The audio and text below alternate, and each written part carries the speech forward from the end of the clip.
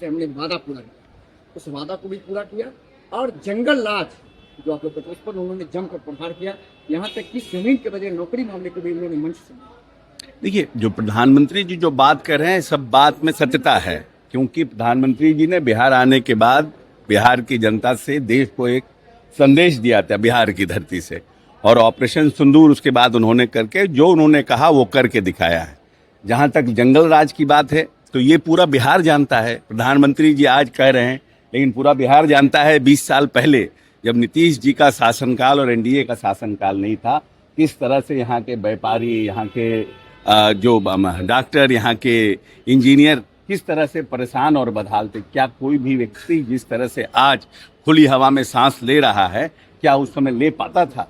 कोई व्यक्ति चाहता था कि हम यहाँ पर संपत्ति बनाएं, गाड़ी खरीदें, तो उसको 10 बार सोचना पड़ता था। वो अपना बेटा स्कूल से समय पर आएगा कि नहीं आएगा इसकी भी निश्चिंता नहीं थी, क्योंकि एक नया जो रंगदारी टैक्स उस समय और अपराध में अपहरण का नया उद्योग शुरू हुआ था। तो जो प्रधानमंत्री कह रहे हैं तो पूरे बिहार की जनता जानती है। उन्होंने विकसित भारत और विकसित बिहार का भी जिक्र किया, कहा कि अगर बिहार विकसित होगा तो देश भी विकसित होगा। 14 करोड़ की आबादी है और अगर बिहार पीछे रह जाएगा, ये हम लोग बार बार कहते थे यूपीए की सरकार से भी कि हम लोगों को विशेष पैकेज दो, बिहार राज्य को एक अलग से दर्जा, या तो हमें विशेष पैकेज दो, विशेष सहायता दो, लेकिन हमारी बात सुनी नहीं गई।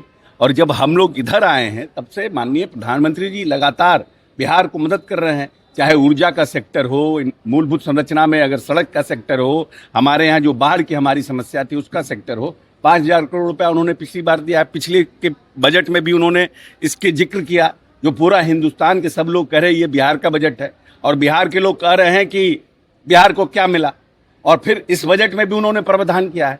तो हर तरह से बिहार को कैसे हम, जो प्लानिंग कमीशन ने जो कर दिया कि हम बिहार को विशेष राज्य का दर्जा नहीं दे सकते हैं, तो उस परिप्रेक्ष्य में कितना हम बिहार को कैसे फाइनेंशियली मदद कर सकें जिससे बिहार हमारा आगे बढ़ सके। और हम बार बार कह रहे हैं ये 20 साल बिहार को बनाने का समय था, और ये आने वाला जो 5 वर्ष है ये बिहार के आने वाले समय में जो बिहार के व्यवसाय है, जो आर्थिक रूप से संपन्नता का समय है, ये बिहार का आने वाला ये 5 वर्ष।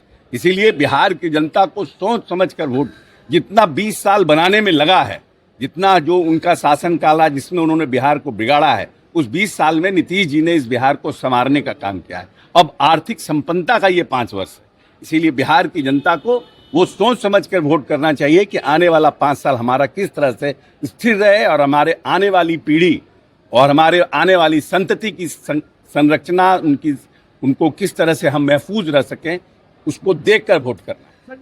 देखिए, ऐसा है कि उनके पास इस तरह का ये सब लोग, जो लोग प्रश्न कर रहे हैं ना, ये सब लोग लाठी भजावन तेल पिलावन की विचारधारा वाले लोग हैं।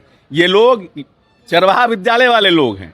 नीतीश कुमार और एनडीए का IIT, BIT, NIT, Aryabhatta knowledge विश्वविद्यालय, ये उनका समय है। इंजीनियरिंग कॉलेज, मेडिकल कॉलेज का समय है, इसलिए उनको समझ में नहीं आएगा।